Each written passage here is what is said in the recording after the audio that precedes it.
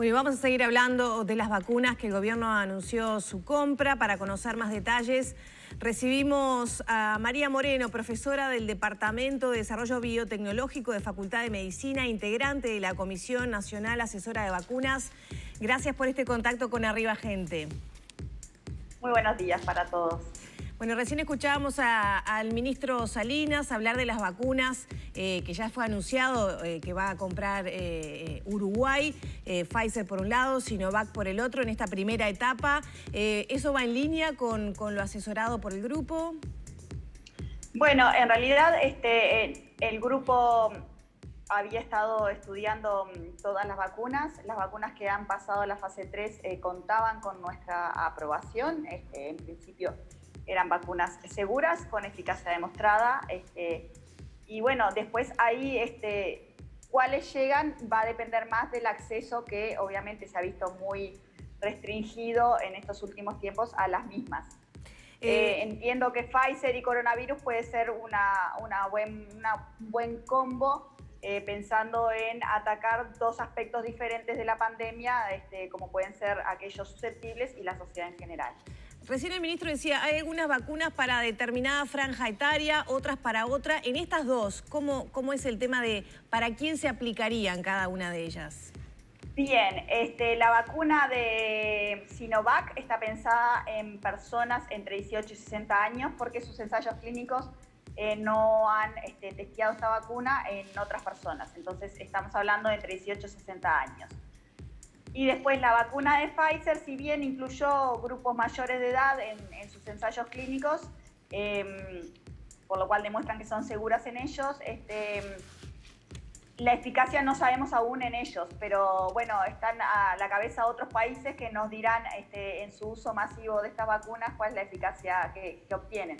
Entonces la de Pfizer quizás podemos pensarla en un rango etario más amplio, si se quiere decir, y hay que entender que la de Pfizer en personas jóvenes pueden tener más efectos adversos, mientras que en personas mayores no, y entonces quizás la de Pfizer puede estar pensada para un rango más corrido hacia arriba y la de Sinovac un rango más corrido hacia abajo. ¿A qué tenemos que prestarle más atención? ¿A la eficacia, a los eventuales efectos secundarios que generan también temor? ¿A qué debemos, digamos, prestarle atención los ciudadanos comunes a la hora de tomar la decisión? Que este es un momento muy importante, ¿no? De divulgar información para la toma de decisión ciudadana. A ver, los efectos adversos asociados a la vacunación son tolerables totalmente y son transitorios, o sea que tampoco deberíamos preocuparnos por ellos. Sí, mantener vigilancia sobre los mismos, pero no es, me parece que a la hora de decir no debería contar tanto a nivel individual. Es verdad que a nivel colectivo puede generar menor adhesión, porque bueno, el corre, a mí me dejó el brazo así, o esas cosas pueden generar en ese sentido, pero no debería ser, vuelvo a insistir que es transitorio, un día, dos a lo sumo, y bueno, el beneficio es notorio, ¿no? Uh-huh. Entonces, en ese sentido, puede ser un plus. Y bueno, y las otras vacunas, tenemos vacunas que no tienen efectos adversos y que aún así tienen un nivel de protección más que aceptable, mayor por arriba del 50%, y pueden ser muy interesantes para vacunar a aquellos que no están tan en riesgo, pero sí darles un plus de protección a la hora de, empezar pensando ya más a futuro, ¿no? Pero abrir un poco todo lo que es el colectivo de la sociedad y los distintos actores de la misma. ¿Cuáles serían esas, profesora, por ejemplo? Y las que tienen menos, que podrían llegar a tener más adhesión, podemos hablar de las inactivadas, de las cuales ya conocemos, además, tenemos una amplia experiencia de uso de este tipo de vacunas, de años y años y años. Son vacunas que, por ejemplo, son muy similares, o sea, son iguales en su desarrollo a algunas que hemos aplicado de la gripe. Y bueno, y que esas aplicarlas de forma a más cantidad de personas resulta como práctico también por la logística. Si comparamos con la de Pfizer, por la logística en sí mismo también claro, resulta más práctica, resulta con más adhesión. Hay otras vacunas que aún no han llegado que implican una sola dosis, esas también podrían tener más adhesión y podrían ser más prácticas a la hora de una implementación de un plan más masivo de vacunación, ¿no? Con mayor alcance. Un ejemplo de esa es la Sinovac, por ejemplo, que es con el virus atenuado. Claro, pero necesitas dos La de dosis. Sinovac, no. La de Sinovac precisas 2 dosis y es virus inactivado. Ajá. Las que hablaba de una sola dosis son tanto la de Janssen, que es Johnson Johnson, que es a vector viral, como la de CanSino, que también es a vector viral. Bien. Esas vacunas estaríamos hablando de una sola dosis en principio, aunque ellos también están evaluando 2 dosis. Claro. Doctora, tengo acá el profesor Julio Medina, lo acaba de publicar. Tengo el reporte, el primer informe de farmacovigilancia para España, ¿no? Que lleva casi 500.000 personas vacunadas, 494.799, con 374 notificaciones de efectos adversos. ¿Qué le dice esta cifra a usted? Porque digo, está vacunando con Pfizer, España, ¿no? Son realmente bajos a lo esperado. Lo que pasa es que cuando uno hace un ensayo clínico, le solicita específicamente al voluntario que reporte todos los efectos adversos. Entonces en ello aparece como una alta frecuencia porque, bueno, un pequeño malestar, eso es reportado inmediatamente. Mientras que cuando uno se vacuna y bueno, espera un poco de dolor en el brazo, eso no lo reporta tan frecuentemente. Entonces son números sumamente tolerables, estamos en un porcentaje bajísimo. Si son 500.000 dosis, cerca de 500.000 dosis, solo 300. Son números realmente bajos, lo cual es un buen augurio. Digo, España está vacunando con Pfizer, ¿no?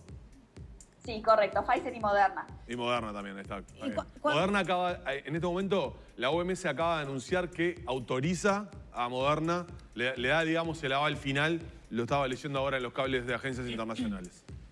Moderna y Pfizer son muy iguales, por lo cual era previsible que fueran por el mismo camino juntas. Cuando hablamos de efectos secundarios, usted decía que son transitorios, leves, pero ¿cuáles son? ¿Alergias? Porque por ahí también se hablaba de ciertos problemas al respirar. Y también escuché que se va a vacunar y darle un lapso de 15 minutos a la persona que se vacuna, porque si hubiera una reacción se manifiesta ya en ese periodo corto de tiempo. Bien, si esto es así, es un poco en la experiencia de los países que han vacunado, sobre todo los primeros datos que surgieron de alergias en personas que no habían estado contempladas en los ensayos clínicos previos, por lo cual no era factible preverlo, ¿no?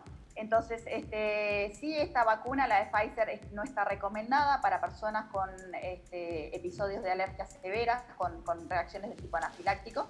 Y bueno, se supone que esas reacciones más agudas y severas se dan en los primeros 15-30 minutos.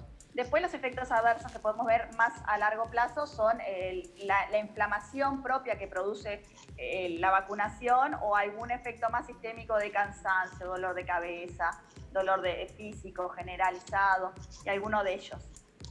Que eso a veces nos pasa con otro tipo de vacuna también. Sí, es que es la idea detrás de si bien no es la idea general de este tipo, pero es algo colateral a la vacunación porque lo que tratamos de hacer es inducir al sistema inmune y son respuestas del sistema inmune. La fiebre es una respuesta del sistema inmune, la inflamación es otra. Entonces es parte de lo que sucede cuando estamos de alguna forma potenciando nuestro sistema inmune.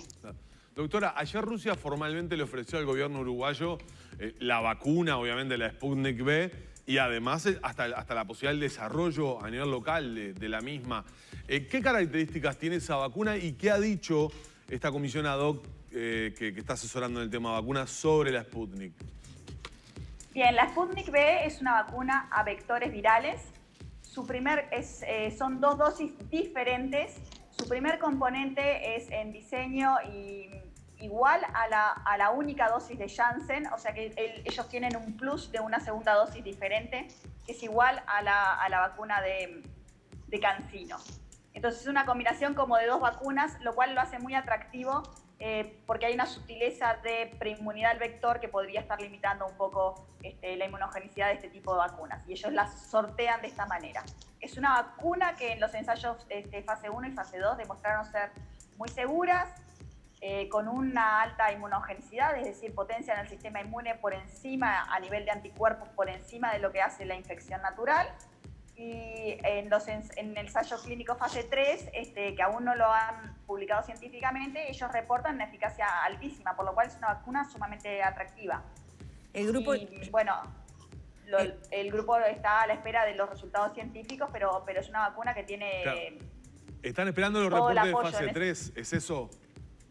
Bueno, básicamente A ver, la vacuna de Sinovac no los tuvimos, los reportes del fase 3 no están publicados y sin embargo el gobierno compró. Se prevé, obviamente, se prevé que funcione muy bien y hay algunos datos que pueda estar aportando la empresa que hace que uno recomiende empezar las negociaciones para su aplicación, sin lugar a dudas. De hecho, la vacuna Sputnik fue aprobada en varios países ya, por lo cual estos países deben tener esos datos, Argentina, Hungría.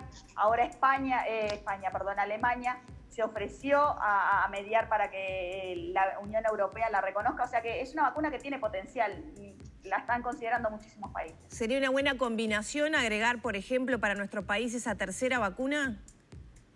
Sería, no sé si es una buena combinación, pero sería tener más vacunas sería sumamente recomendable. A mí es una vacuna que me parece muy atractiva por su alta efectividad, eficacia y por los pocos efectos adversos. Es una vacuna sumamente atractiva que si logramos conseguir muchas más dosis, realmente podría ayudar muchísimo a contener la pandemia. ¿Es viable producir una parte de esa vacuna en Uruguay, como se habló en el día de ayer? Bueno, Uruguay supo producir vacunas hasta los años 80, se producían justamente en el Departamento de Desarrollo Tecnológico, donde trabajo. La infraestructura del lugar del Instituto de Higiene fue quedando obsoleta debido a los altos requerimientos en materia de Good Manufacturing Practice para vacunas de uso en humano. Uruguay cuenta hoy en día con infraestructura para producción de vacunas veterinarias y veterinarias no de uso en humano, y bueno, habría que ver qué es lo que están contemplando, si de alguna manera modificar esa infraestructura ya previamente que existe previa para vacunas veterinarias para su uso en humano, pero igual requiere todo de un proceso de certificación y demás, y después hay que poner a punto todo el sistema de producción, o sea que no es una cosa que se pueda contemplar a corto plazo.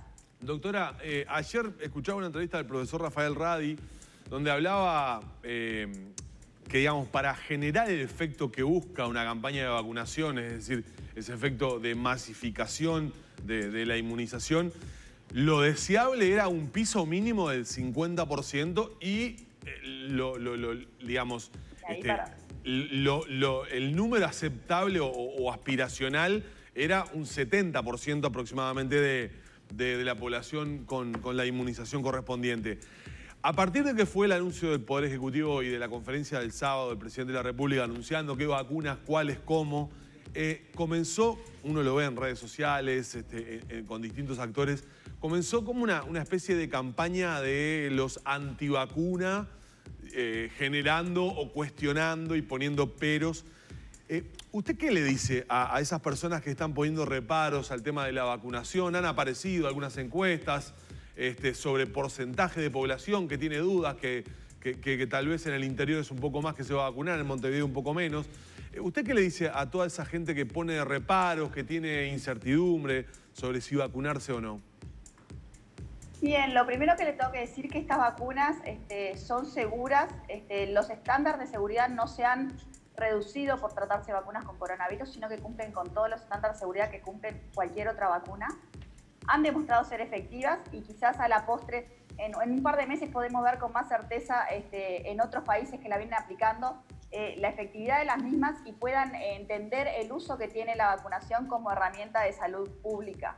Las vacunas han ayudado muchísimo a contener y hasta a eliminar a muchos patógenos, viruela, polio, hoy en día estamos controlando el sarampión, estamos controlando muchas enfermedades a través de la vacunación y bueno, hay que entenderla como tal, es una herramienta de salud pública muy útil, que son seguras y años han demostrado de su utilización que son muy seguras y bueno, pensar quizás en uno mismo, como, no sé, pensar como padre de familia o en los que tiene al lado a la hora de vacunarse, ¿no? Yo entiendo que en este momento la vacunación es algo individual porque nos protege solamente, sabemos por lo pronto, que nos protege contra la infección sintomática, pero es posible que eso baje la circulación y podamos proteger a los demás. Entonces hay que pensarlo de ese modo.